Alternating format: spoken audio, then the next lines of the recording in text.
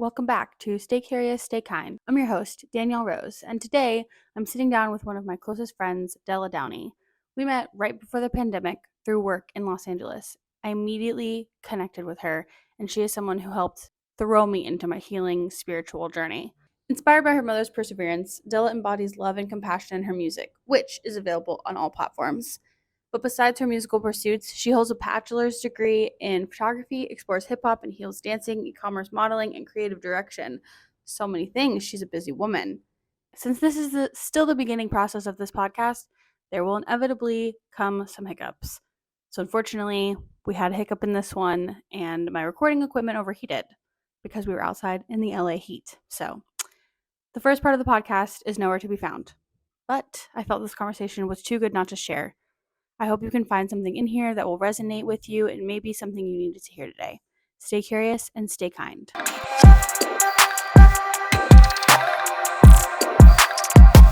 Okay, we're back after some technical difficulties with my phone overheating, but it's fine. This is what these few first episodes are about, figuring it out. So, back to where we were, which I was talking about our moons and our emotions. Oh, yes. And my we were Aquarius talking, moon yes. likes to hide behind her wall. Yes, yes. We love that. So now we're going to shift this energy of we have decided we don't want to be friends with somebody or a relationship.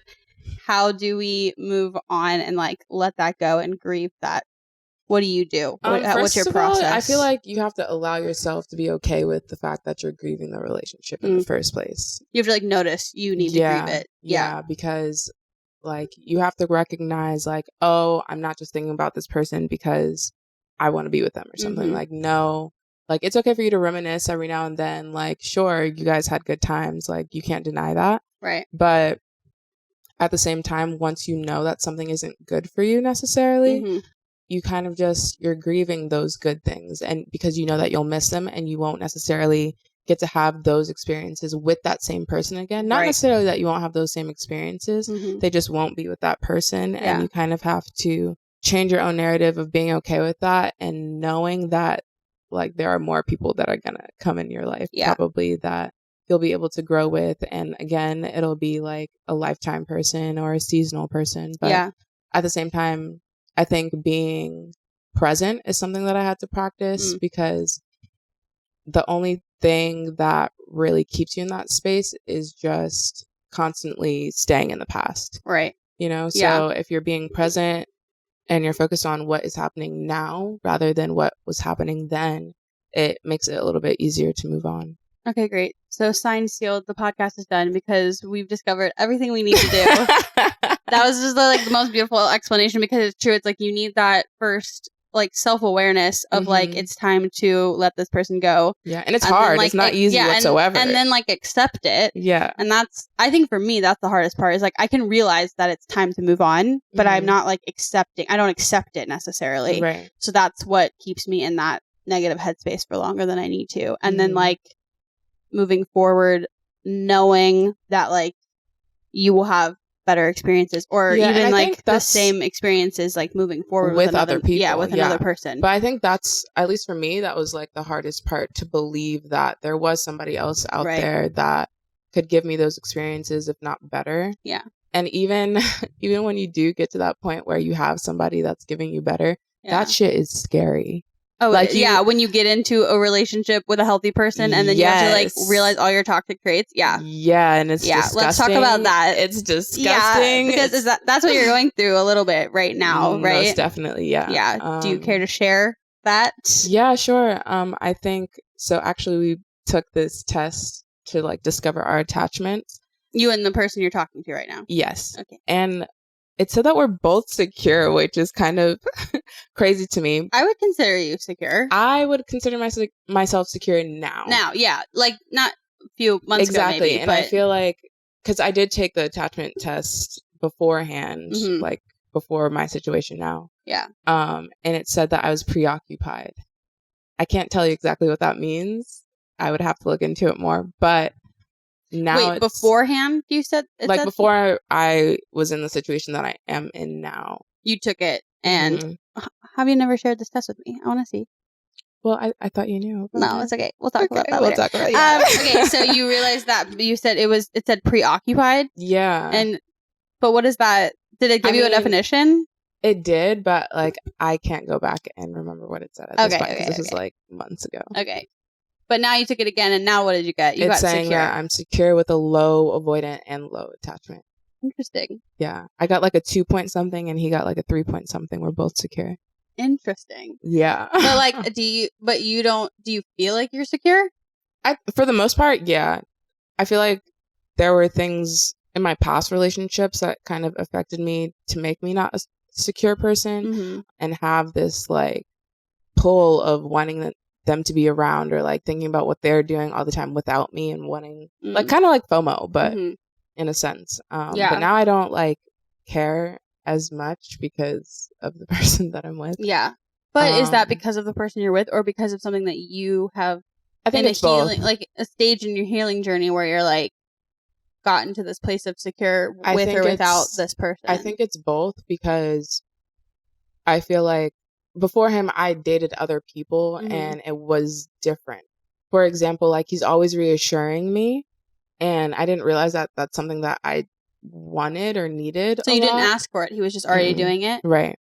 And like he pushes me to do things, but like little things like that kind of are bigger in the long term that I wasn't getting from other people that I just get from him that makes me feel more secure. Yeah, which is great. I think that's a great part of the healing process. Yeah.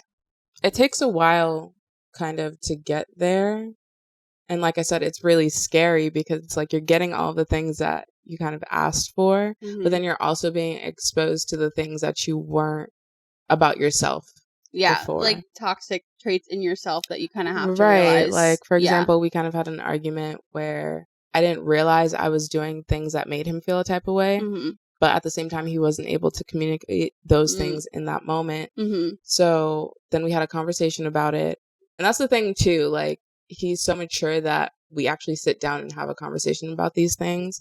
Does he bring it up or like, do you like? Well, for this situation, I didn't think anything was wrong except for one thing.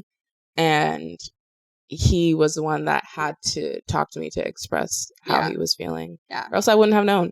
Yeah. But like we're mature enough to sit down and have these conversations and be okay with being open enough to listening and understanding and like taking the time to kind of learn this different part of ourselves and each other. Yeah. Just because I also feel like just because you're friends with somebody doesn't mean you know all of them. Yes, and let's talk about that actually. Yeah. Because that's a very interesting take of like moving from being friends to being more romantically involved. Yeah. Do you have any advice on how to like make that transition? I think my biggest advice would be to be open of giving space, you know, because it's new for both of you. Right. And of course, you're like, as a human being, you're kind of going to have these certain expectations based off of your friendship and your past romantic experiences. Right. And you have to realize like everybody is different. Yeah. So you kind of have to take every relationship as something new and not just because you guys have been friends for a while, like, cool, that's great. That's dandy. You know a little bit about them, but this is going to be a side that you've never seen before. And it's kind of like you're relearning everything. Yeah. So take the space and be open enough to learning. And also don't run away from something that feels scary. You know? Like, that's so much harder said than done. Like, it is. That's another thing that I feel like people may struggle with is like not putting too much pressure on it and not like running away and being afraid. I mean, I'm definitely somebody who like can be afraid sometimes. I mean, yeah, you're like, human. But it's like, how do you not be afraid? Like, that's a deep question. But like, I feel like it's more of like not a confidence thing necessarily, but more of a be okay with taking chances. Yeah. Because you only have one life. Yeah. Yeah. And so my biggest thing with getting into this relationship with my friend is I didn't want to lose him. Yeah. Like that was my biggest thing. And okay, going back to the feeling secure part, I think the biggest thing about my relationship with him that I enjoy is the fact that he always tells me that no matter what happens, like if we date and then break up, if we don't end up dating, whatever, that he's still going to be there for me as a friend. Yeah. And just to have that kind of reassurance helps. And granted, you're not going to get that from everybody. And also, I mean, he can say that left and right, but that doesn't necessarily mean that that will happen, because you can't really predict the future. Yeah. And you can't, again, it's an expectation thing. But it's you just having the faith that, like, you'll be okay no matter what. Yeah. And I feel like that, like, as you were saying that, it kind of makes sense. Like, don't be afraid, but also, like, just don't be afraid. Like you can you're like, human. Like, those feelings are going to happen. It's fair, but, like, you don't need to, because at the end of the day, like, you really will be okay no matter what happens. Mm-hmm. And having that faith, like, in yourself and in your relationship, if that's something that you're, like, fearful of losing, but, like, yeah, it's also a trust thing. Yeah. Like, trusting yourself first of all, exactly. and then, like, again, kind of having the faith to trust that what they're saying is true. And then if they show you that it's not, then that's what it is. On to the next. What you do, dip. Yeah, exactly. Like, we're not here to. That's another thing. Like I said earlier, I'm a people pleaser, so that's something that I'm learning to fall back on and put myself first. And, like, of course, in relationships, you kind of have to sacrifice certain things sometimes. Yeah. I think certain people don't think that, but I think that. But again, like, this is your life at the end of the day. And if something isn't making you happy, then you have to move on. You gotta move it along. Yeah, I think about this. Like, I did, like, you know, getting to know him and stuff or whatever. And I just was, like, really sad about him leaving. I was like, I feel like everybody leaves all the time here. Like, it's so hard to, like, stick it out. And, like, I was just so sad about it. Yeah. But he did say, like, he was like, but isn't that awesome how, like, every time you lose a friend, like, you gain another one, and sometimes they're even better than the first one you had. And it's like, that's so simple, and it's so, like, of course, but, like, you don't think about that in the moment. It's because but it's a hard reminder. So much, like, deeper and more complex than it actually has to be. Or, like, because emotions are involved. Yeah, we, like, make ourselves sadder than, like, we need to be. At least that's what I used to do. I used to be, like, very upset. And it's like, it's so I just think about that a lot, because it's like, I lost that one roommate, but then I gained my, like, new best friend roommate. And, like, we had a great time together. And it's like, I kind of had to, like, make room in my life too for, like, that's the thing, a better friend or a better person to, spring like, cleaning, right, like, get them out, get the new one in, like, and that's okay, you know. That's kind of just life happens like that. Some people are, like you say, what is it, they're there for a reason, a season, and a life. Period. What do you do about closure? How do you get closure from, like, ending a relationship? Sometimes I don't. Does that affect you? I mean, yeah, but at some point it's like you have to move on, and, like, a lot of these things just come with time. Yeah. There is no, like, what did I say? There's no timeline for healing, really. Healing isn't linear. Yes, healing isn't linear. Yeah. So, but certain things, like, you just don't get over it, but you live your life either way. Yeah. Like, keep going. Right. But for certain closure, I guess once somebody pisses me off, I'm done. Like, I'm done. The door is closed. You're like, you just give yourself that closure. You're like, it's over. Yeah. Yeah. And then that's so I move interesting. on. I can't do that. I literally have to, like, my closure remedy is, like, literally writing them a letter and then ripping it up or burning it. Like, I write them, like, a goodbye letter. I mean, that's just because I'm, like, a visual learner. I feel like that's, like, I need, like, visual a visual kinesthetic. Yeah, like, I need, like, a visual representation of, like, a healing process, or, like, something to kind of, like, be like, okay, like, that's done. But that's the thing for me. Like, I give them chances on chances on chances on chances, and then at some point I get tired and I'm over it. Yeah. And then I'm like, you know what? Maybe we need to stop giving chances. No, exactly. That's why I done cut off so many bitches. All right, good. But now, do you give too many chances still? I mean, I speak up more. That's one thing that I'm like working on and learning. Yeah. Speaking up for myself more. But again, it's kind of like what I said earlier. It's like, if I tell you, you're making me feel this way, I don't like it when you do this, or I don't like you when you say this because of this, and they can't hear me after I've said it once or twice, the third time, like, why am I here, and how can you consider me a friend when you are obviously disrespecting me?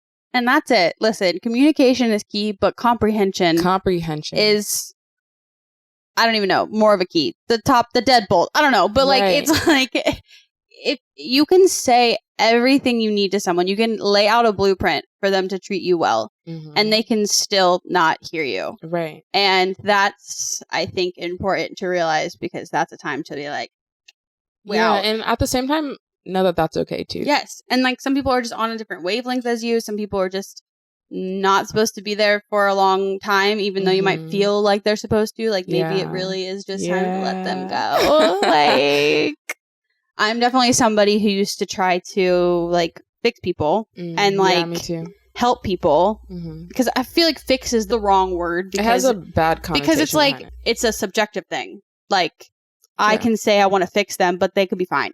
Right. Like, they're good. Like, they're chilling. They don't need anything to be fixed. And that is like important to learn of, like, yes, you can help and guide people and be there for people, but at the end of the day, like, if you're straining all your resources and your mental health and your whatever, you are not their parent. Nope. Something my mom always told me is stop making other people's problems your problems, because I used to do that a lot with like my dad or certain friends, and it's just like, why am I doing that at the risk of losing myself or losing something that's very valuable to me? And it's like, sure, I do it out of the kindness of my heart, but sometimes it is not worth it, because it's like, will they ever do that for you? No. And it's like, what are you trying to do by helping them? You know, like, that's what I feel like I started to realize. It's like, it's a little like manipulative me for me to be like trying to help this person or guide this person or fix this person, if that's the word we want to use. Like, you're not their therapist. I can't, like, it's their life. Like, they will be helped when they want to be helped. And like, I can like drop the seeds or whatever, but holding the resentment of them not choosing to like listen to you, it's like, it makes it way worse in the end, because at the end of the day, my therapist said the thing that people always say, which is like, you can lead a horse to water, but you can't make it drink. Oh yeah. And that's just like, it's so but at the facts. same time, that, like, bouncing off of that, I feel like people don't realize everything is a choice. Like, you choose to do something, and then there's a negative outcome that you didn't expect, and now you're upset, but you chose to do that, you know? And you, like, have to make choices, though. Right. Like, that's the thing. It's not like you I feel like that's something that used to stress me out, was making those choices. But at the end of the day, you're going to be stuck if you have to make a choice. Right. One might be wrong. Nothing is wrong or right. Nothing is ever Everything wrong, is like leading you to whatever you need to be led to. So like, but like, at the same time, I just find it funny sometimes when people kind of blame others or blame the situation, when it's like, but you chose something, and then that is just the follow-up of your choice. Yeah, but that's harsh. You know, people don't want to. They don't want to have that conversation. Yeah, they don't want to have that conversation at all. No. Okay, let's switch the topic a little bit. Okay. Let's have you ask me questions if you're ready, if you have any questions prepared. Something that, like, you may not know, or, like, something you want to know about me that we've never, like, discussed. I kind of want you... So something that I've been trying to do. So just for everybody listening, my mom, she sadly passed away from cancer on August 11th, 2022.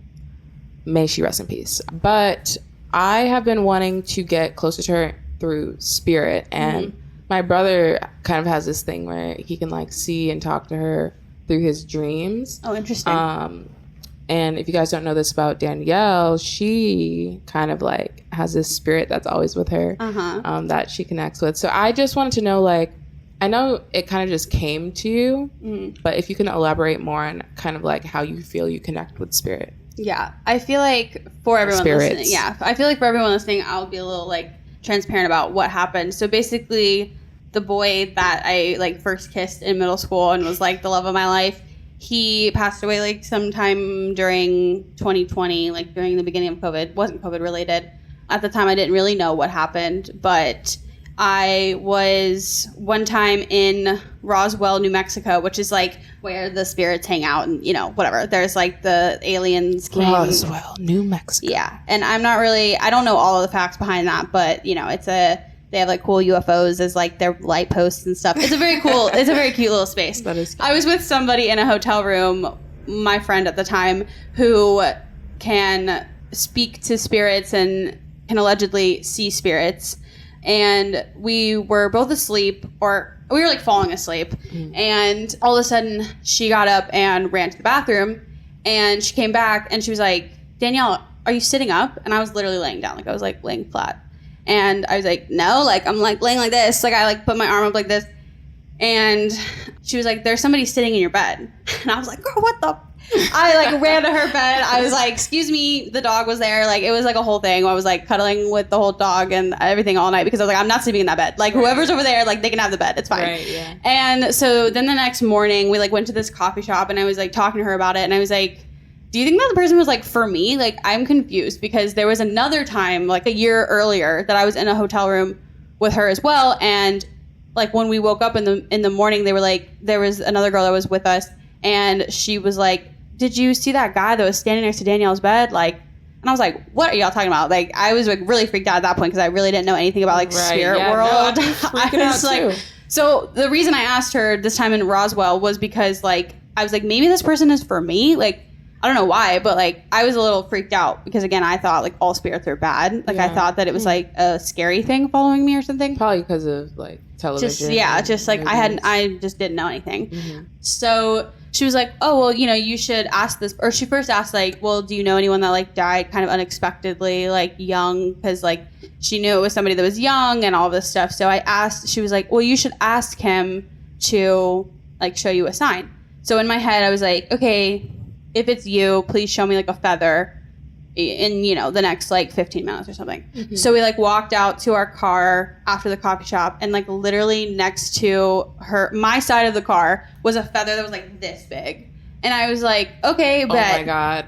And so then I was like, look at this. Like, do you see this? And she was like, yeah, like you should ask him to like show you his name next. And so I was like, okay. So I was like, okay, if it's you, like show me your name before we enter the town or exit the town. And his name was Brandon. And I was like, so like, you know, show me or whatever. So we like spent a little bit more time in the town and finally we're like exiting. And literally like the last building before we exited the town, there was like this huge sign. I'm talking like the entire side of a building. And it said like the politician, like, let's go Brandon.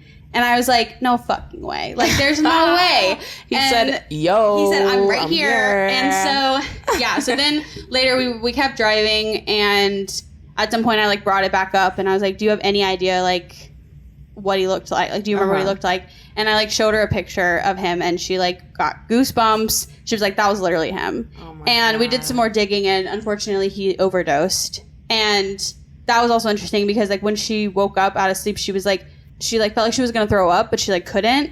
So she like I guess maybe got some type of like how he passed or away. Something. Yeah. I feel like for me, it was definitely helpful to have somebody in my experience who did have more in touch with like spirits and stuff for me to kind of understand, because even before that there was a time where like she saw a ghost in Italy and like it was just like I couldn't see it. And she was like, if you allow them to show up, they will show up. So if you like ask them and say like, I like want, like I'm ready and I'm willing. You know what? They'll show up. I was listening to this meditation the other day and they were just saying like, you need to ask, like they need permission to help you or like come to you. Yes. And that's like I mean, what's interesting is that I didn't really ask for permission, technically. But, like, I guess because I was with somebody who had that ability, they're more easily able to, like, be the... Like, she was kind of the messenger. Because then at some point I asked her, I was like, well, why do you think he's even here? Like, I don't understand, like, why he's following me. Like, that was freaking 7th grade. Like, not a big deal. Like, whatever. And she... you said, why me? Yeah. And she, like... She was like, well, that could have been a time in his life where, like, he felt super pure. Like, the last time he felt, like, very, like, young, youthful, pure energy. And, like, he may have done something to you that has, like, affected your life for, like, the long term. So he's here to, like, protect you from getting hurt anymore. And I thought that was very interesting because it is true that, like, he like left me for another girl or whatever, and like it was 7th grade, you know. Yeah, but like still, I was like in love. Like I loved this boy. Like I was like obsessed. Like he was my first kiss. It was a big deal. Like he was like, I love you. Like it was like, again, a big deal to me. Like it was just like my first love at that time, right? And like this boy was giving me love and attention and whatever. And it makes sense because then like further on in my life, like I continuously like put myself in situations to feel this jealousy or this like resentment towards people, or being like, oh well, they're gonna leave me for somebody else. And yeah, I definitely we gotta find out what your attachment style is. Oh, it's definitely anxious. You think it's anxious? No, it's definitely disorganized. Yeah, but we'll get to that one day. Okay. But the moral of the story for the spirits, I think, is like exactly what you said, which is to allow her to come in, you have to ask and be continuously like open to it, like actually open to it, and be more specific, because like I asked for a feather, you know. I wasn't like, oh, just show me a sign. It's like, well, that could mean anything. Yeah. You have to be like a specific, like a something yellow butterfly. If I'm yes, like if I'm on the right path, Mom, like show me a yellow butterfly in the next 3 days. And when you see that yellow butterfly, you'll know, you know. Cool. Yeah. Any other questions? Wow, that was just such an interesting story, though. Like it's pretty spooky. It's fun. Have you ever traveled alone, like just by yourself to a different country, or has it always been with other people? To a like living or being in a like, just being there for a few days or a month, whatever.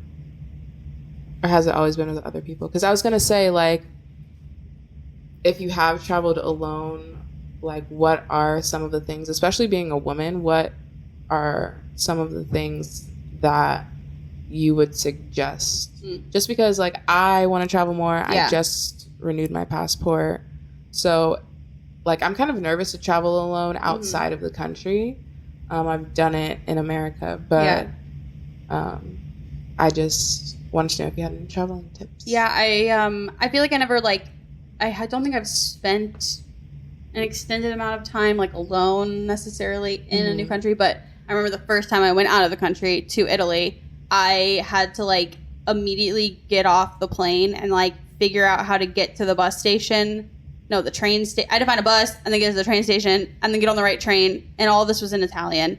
And I was nervous, but I feel like, you know, have your wits about you. Like, don't be, like, listening to your AirPods because you don't want to talk to people. Like, just be more mindful of, like, people. You're aware of your surroundings. Yeah, because definitely, like, Italy, too, there is a lot more scamming of, like, if somebody helps you, they expect, like, a tip. And that did happen to me, and I didn't know that was going to happen. Yeah. And it's fine because he did speak English to me, and he figured out, and I was like, I need to go here, and I do this. And he was being nice, and he wasn't being, like, creepy or anything, but he was like, tip for me? And I was like, okay, like, that's fair. And so I gave him, like, €5 or something. Right. Or whatever it is over there. And I feel like it was probably actually $5. I don't know if I had cash at that point. Anyways, and then it was very stressful because my phone wasn't working, so I couldn't even tell the people that I was like the Wi-Fi wasn't connecting. I didn't have like a SIM card. Like, there's a lot of things now though that now that I've traveled more, I do know, like, there's an app you can get where, like,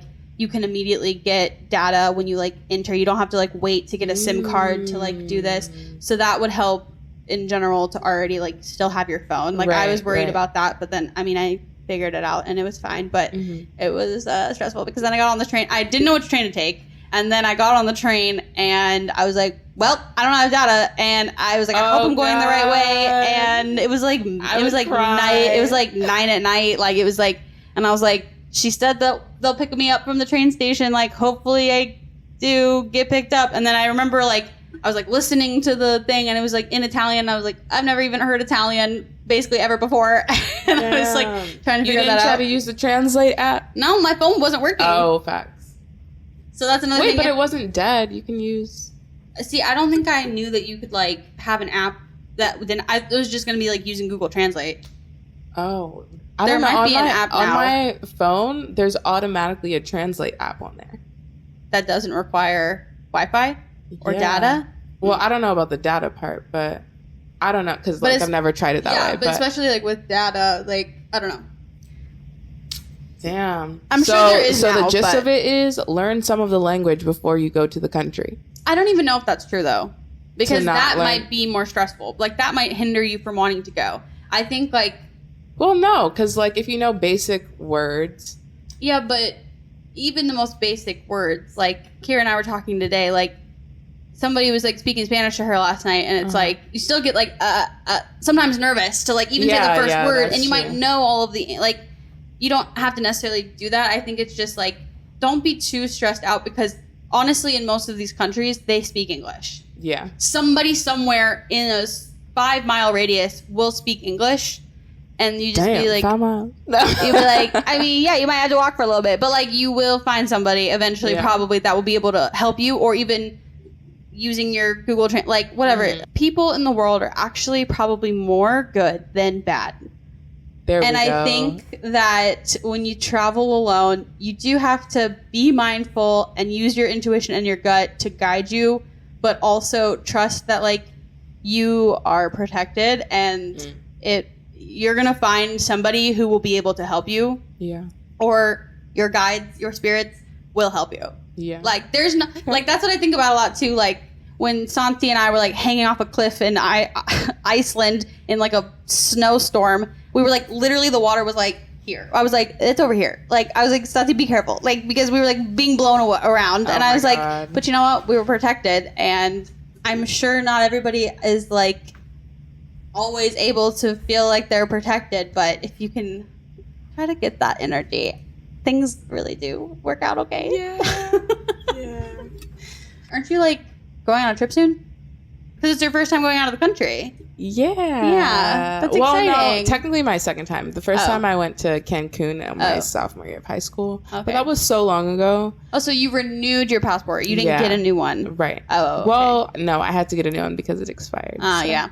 That's Well. But I got that bitch expedited, so hopefully I'll get in next few weeks. Nice. But you don't have to talk about. You could just talk about. Are you traveling alone? Are you traveling? No, me and Booski are gonna travel. Nice. Yeah. That's cute. Yeah, I'm excited. I'm kind of nervous though because it's like I've never been. Well, I don't know. It's like going out the country with the person like your lover is like a lot. It's a good test. Let me tell you, it's a good test. Yeah, I'm like I hope we pass because.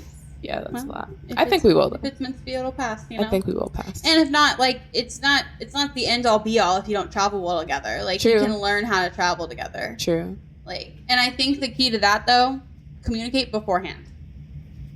What do you mean?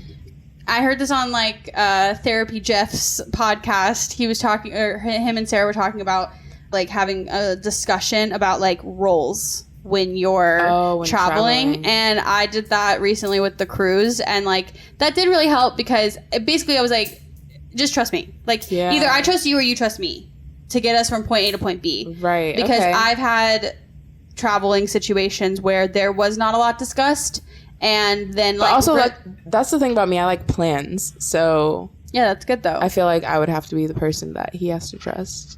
But like he has to know that and not feel like butthurt that you want to take the lead. Obviously I would include him on whatever he wanted to do. Because I know but he's the one taking me anyway. But someone like navigating and someone like having hold of the like all the necessities or having like just giving each other jobs. Yeah, like be more like you're working, like you know, like delegate the roles so that people know like what they're responsible for, and nobody's like, I thought you were gonna do that. I thought you were gonna do that. Well, I was gonna do that because you did that. It's like let's just talk about it beforehand, and then you can kind of like let's avoid the argument before it happens. Yes, because that happened once with me and a friend in another country. There was just I was going about my business and they were going about their business, and at some point it led to a fight because we were not on the same page, but we both didn't know we were like not on the same page until the fight happened. And then after we were like talking about it, it was like, well, I thought this, and it's like, well, I thought this, and I was doing this because this, and I was doing this. It's like, but if we had gone in being like, I like to like get to our places, and like we don't like that's the one thing about in another country, you don't want to look like you don't know what you're doing. Exactly, yeah. Because then you don't want to look lost. Because then people will come up and they'll scam you, and that's like I learned that the first time I dropped into Italy, and so it's like you kind of don't want to be like, because then you look a little like okay, you know, and that's not to say like don't mosey around, but it's like if you're trying to like make it to a bus or make it to a train or make it to a plane, like that's not the time right now. I'm sorry. Okay, like, Dr. Seuss. Do you have anything else you would like the world to know about you, or what to look forward to in your career? Or look forward to me being signed. My name is Della Downey. Yeah, follow. Or my stage name is Della Downey. Yeah, what are your handles so people can follow you? You can follow me on Instagram at DellaXmusic. Okay. DellaX Music. Also, I'm just working on music, writing a lot. There's nothing that I really have planned set in stone to release, but I'm definitely going to be releasing more music before the year ends. Whoop, whoop. But in the meantime, check out my videos, check out my music. It's on literally every streaming platform. And YouTube, is it just the same? YouTube, it's the same, yeah. Just Della Downey. Cool. Google me, baby. Google me, and I'll feel so honored to be your first podcast. Yes, thank you for having me. Have on a Good Morning America, I'll be like, I remember when. Come on, Good Morning America. Come on.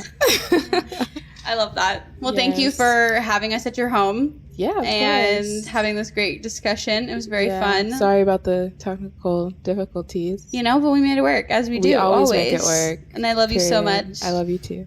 All right. Bye, guys.